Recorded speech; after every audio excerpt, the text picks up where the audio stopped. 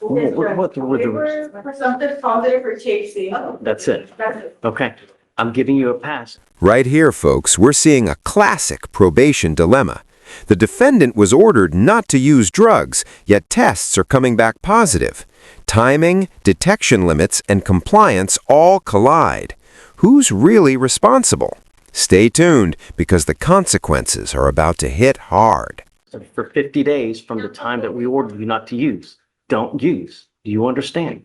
So we ordered him not to use when? He's still testing positive. We ordered him not to use in January. Well, he tested positive on April 7th, Judge, or not, on April 14th, rather. Okay, but he's still testing positive. He's still using when we ordered him not to use. Yes, Judge, but I understand that THC can take up to 30 days to work out of urine, so there's no evidence that he's been using beyond the, I ordered him not, let me see, hold on. I ordered him not to use in January. We are now, Yes, Judge, but you've already addressed his drug use that resulted in the positive result on the April 14th drug test. You addressed that by chastising him in court and issuing several additional bond conditions. There's been no evidence that there's been any additional drug use for the court to address. if I tested him in early January, then I'm gonna have an issue. But if it's the first time I tested him was in April, then I'm gonna give him the 50 days from the first time that we tested. But if I tested him early on and he tested positive and I admonished him not to use and he's still testing positive, I'm gonna have an issue. Okay. I don't remember when the first time we tested him, so I'm gonna ask her. Roxanne, on Mr. Hernandez, when was the first time we tested him, please? When he first tested positive for THC? Yeah, when did we first test him? Oh, it was March 11th of this year. So March 11th was the first test, and that was positive for, Negative. that was negative. Yes, it was negative. Boom! This is the moment probation meets reality. Bond revoked and the courtroom tension spikes. The judge's line of questioning about prior tests shows just how critical timing is. One slip and freedom is taken away. This is why attention to detail matters in legal compliance. And then on April 7th is when he was a no-show. And on April 14th, it was confirmed by lab that he was positive. No, you're using. I'm sorry. I'm revoking your bond. You're going into custody. I could just ask the court Mr. Hernandez's mother is out in the hallway. I'm certain that she's going to pay whatever the bond is. This revoking the bond here will only have the effect of punishing his mother, who will have to pay the bond. And I'd also just ask the judge, you to consider that I understand that there may be evidence that he's used since he was ordered to not use it. I understand that. But there's no evidence that he's using now or that he has used in the more than 2 weeks since the prior drug test. We just tested him yesterday. He tested positive. He tested positive a week ago. I've ordered him not to use. I mean, if I don't, then I'm rewarding him for his behavior, Mr. Schlossberg. That doesn't make any sense.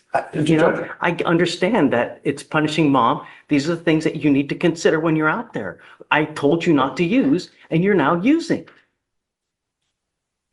Goes with you. I'm sorry, Mr. Schlossberg. I can't just continue to let people go.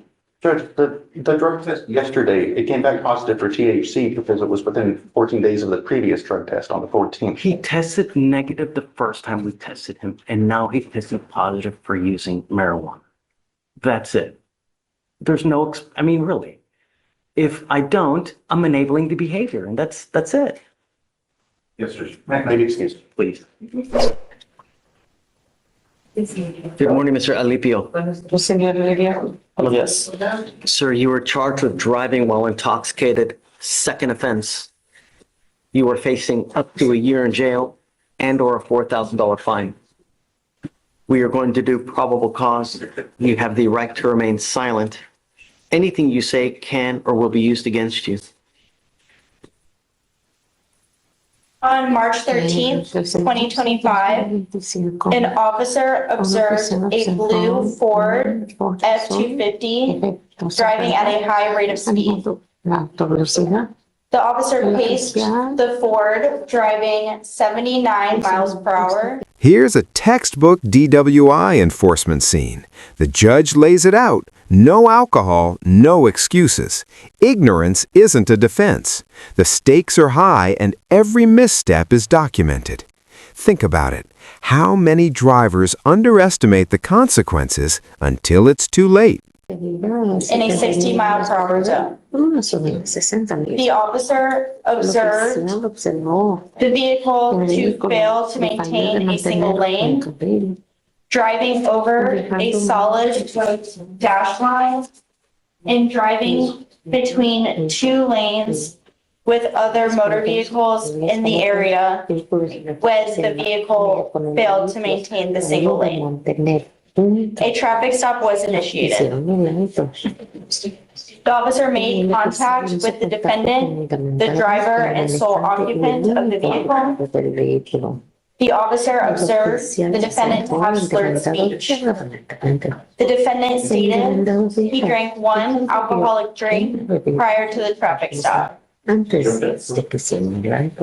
officer observed the defendant to be staggering while walking, using the motor vehicle for support, and the defendant to have the mild odor of alcohol upon his breath.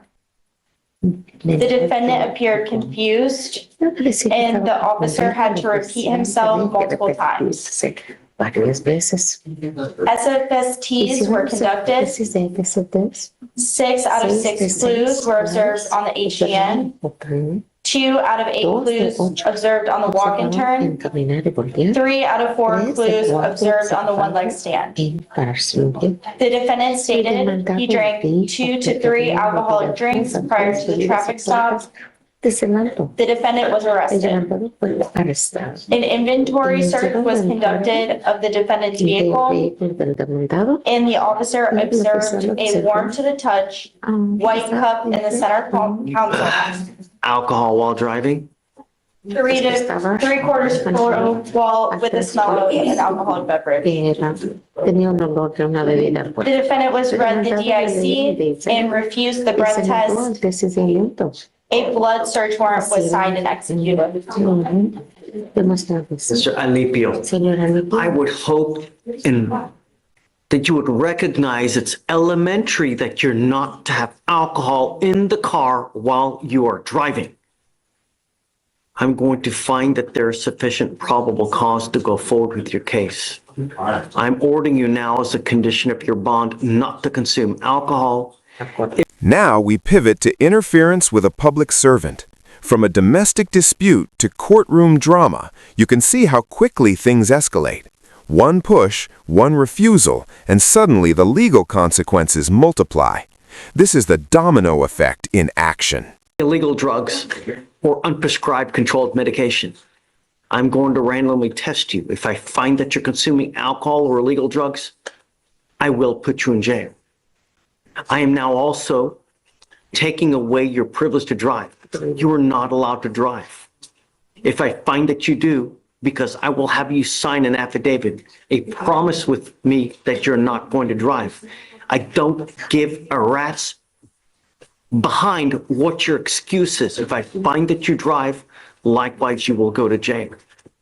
I do not know what your immigration status is, but if you were not in this country with permission, and you go to jail, and immigration finds you, they will put an immigration detainer on you, and you will be stuck like Chuck in custody until this case is over with, and then you get shipped off to immigration.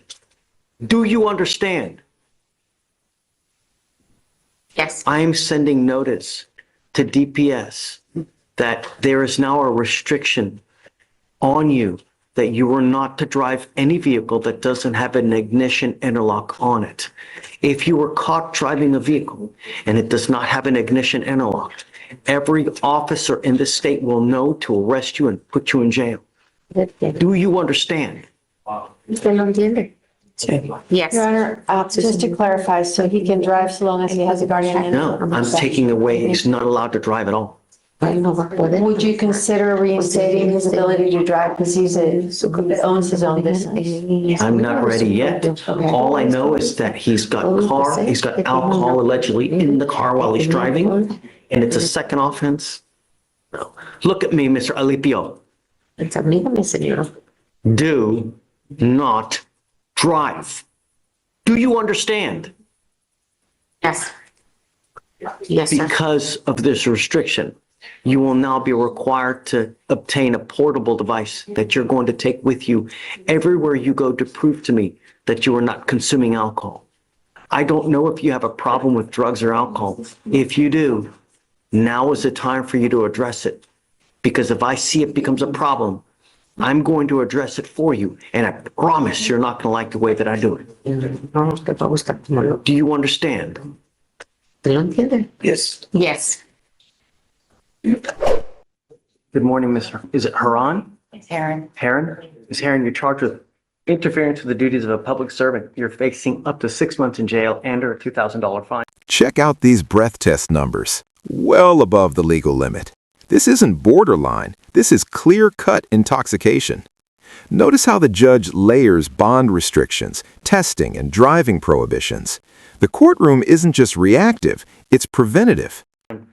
We're going to do probable cause. You have the right to remain silent. Anything you say can and will be used against you. You have the right to have an attorney present. If you cannot afford one, one will be appointed to you, ma'am.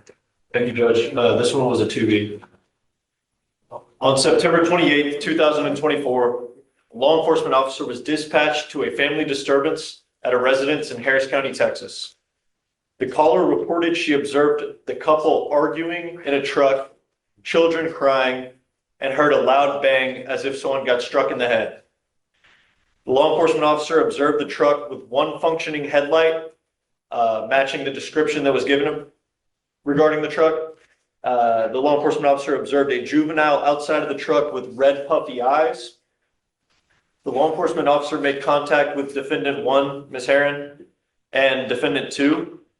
The defendant stated there was no altercation or arguments that occurred, and that the law enforcement officer was talking to the wrong people and that they were okay. The law enforcement observed an odor of marijuana. The defendant's vehicle was sitting outside of a random residence at night, and the defendant stated the vehicle belonged to a friend. Which defendant? Who? I just said the defendant stated the vehicle belonged to a friend, and then there's defendant 1, which is referring to Ms. Heron for the next sentence. Ms. Heron refused to ID herself and stated she was going inside of the house.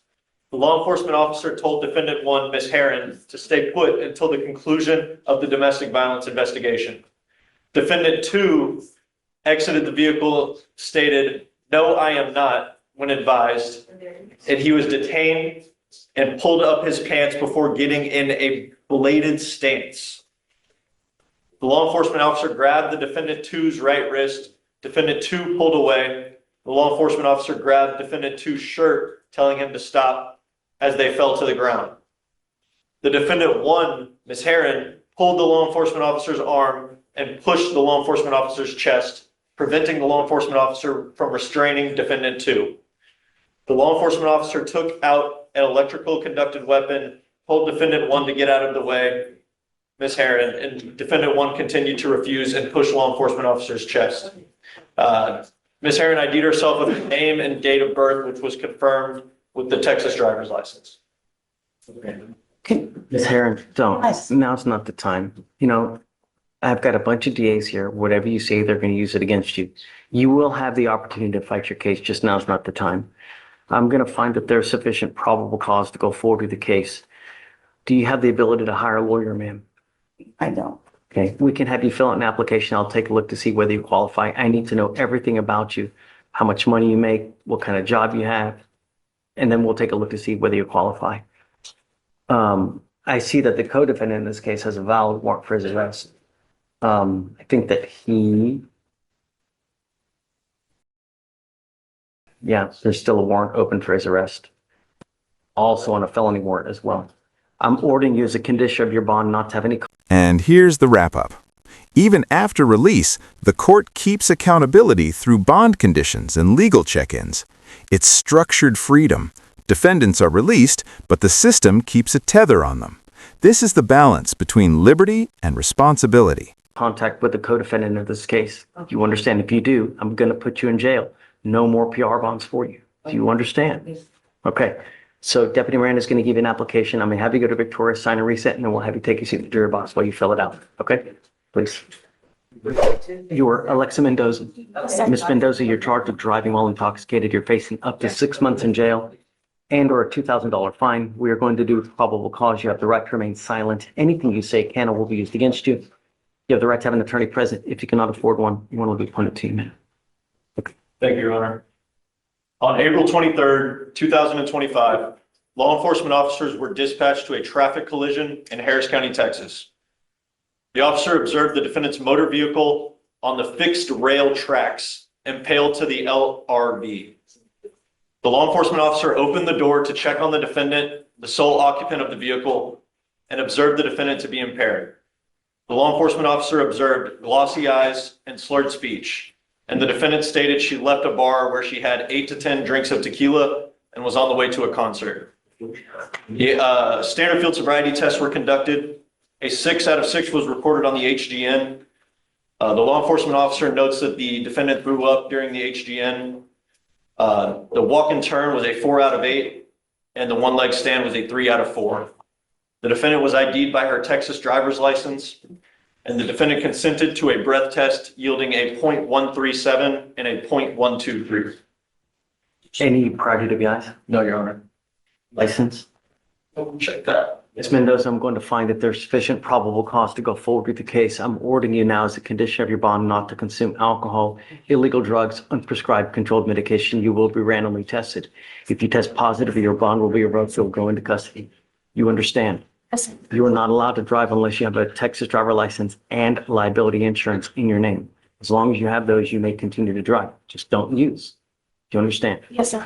It is helpful, Your Honor. Great. Because you have a lawyer, I will waive your appearance, but you must stay in touch with them and they'll tell you if and when you have to come back to court.